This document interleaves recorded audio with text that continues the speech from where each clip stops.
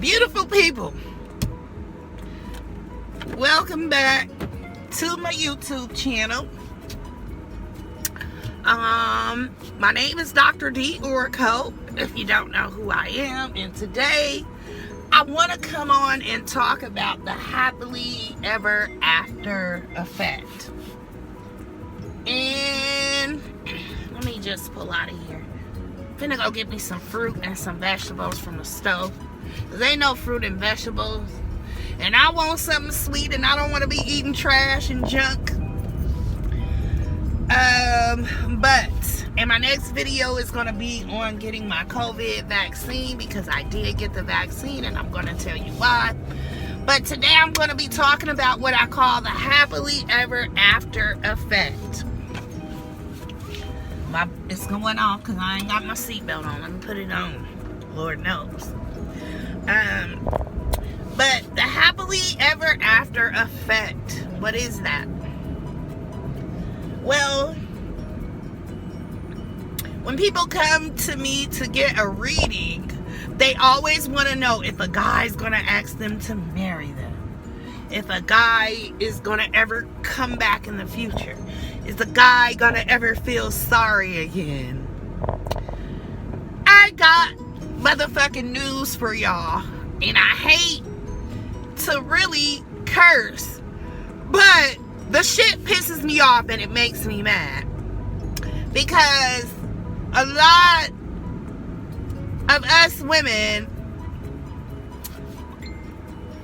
I don't know, for some reason it's like we're caught up like inside that sort of conditioning where we think that men are going to love us the way we love them. Like suddenly there's something that's going to change and that's going to click in their mind, and they're going to all of a sudden want you. They're going to all of a sudden feel sorry for what they did to you. They're going to all of a sudden tell you that they want you back, and they want to live this like happily ever after type of storybook ending with you. Ladies, it ain't gonna happen. First of all, when a relationship ends with a guy, he is more relieved sometimes than you are, because he doesn't have to put in as much work anymore. Like, you know him. And with this whole like narcissistic epidemic happening here,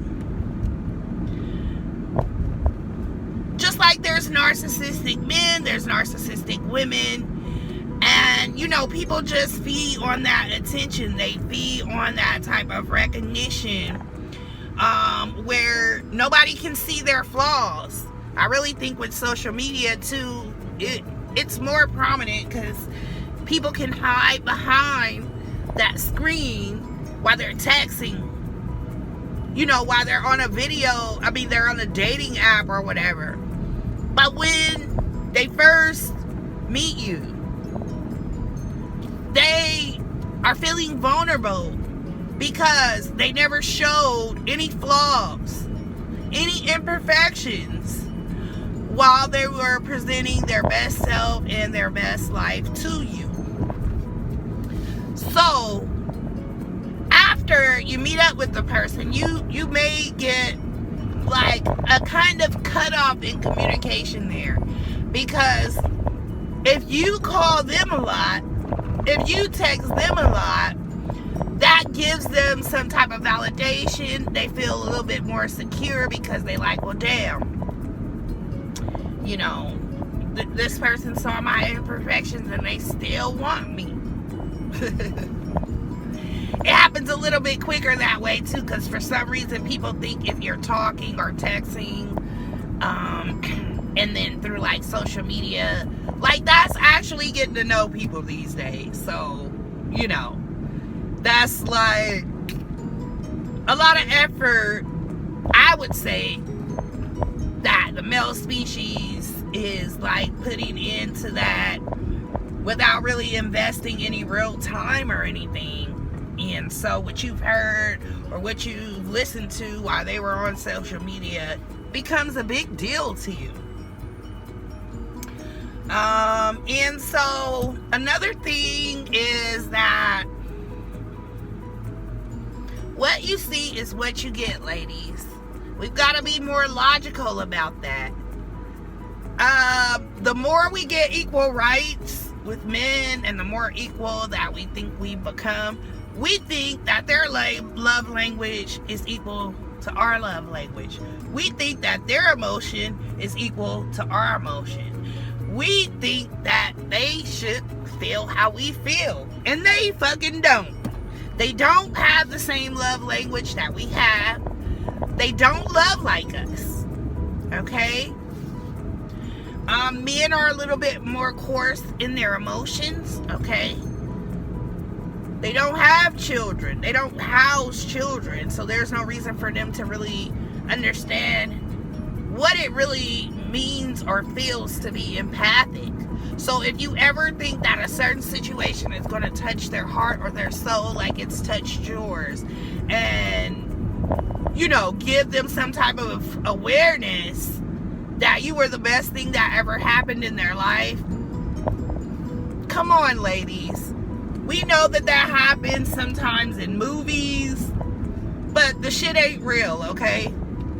Most of the time, men find someone to replace you, and like I said, they're lazy, so they don't have to do as much work with the new person than they have to do with an old person. And because everybody is out here uncommitted and not really pursuing commitment like we should be, there's many options available for this type of masquerading, this type of parading around, and just kind of getting some attention, getting some sex, getting a little bit of the feminine nurturing essence without giving much of anything. To be real honest, I feel like that socialization in itself, I kind of feel like it feeds like narcissism. Also, people seem to think after some time has gone on and people have had time to think, they'll come back down to their senses. Well, that all depends on whether or not there were drugs or alcohol going on at the time. That kind of depends on whether or not that person had any type of mental illness or mood disorders. I think that's also contingent upon, and I already said this, what state of mind you find a person in. If they've worked through some issues or worked through some problems with therapy, or, just kind of like had some type of increase in self-awareness.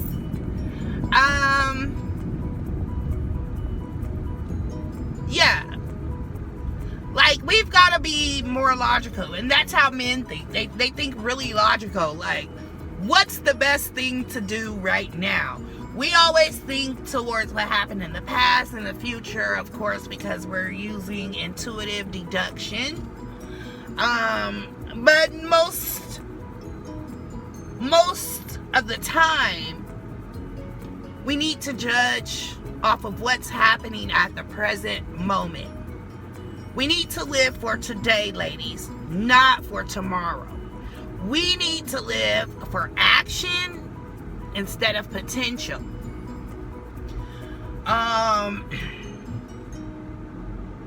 No, he's not coming back.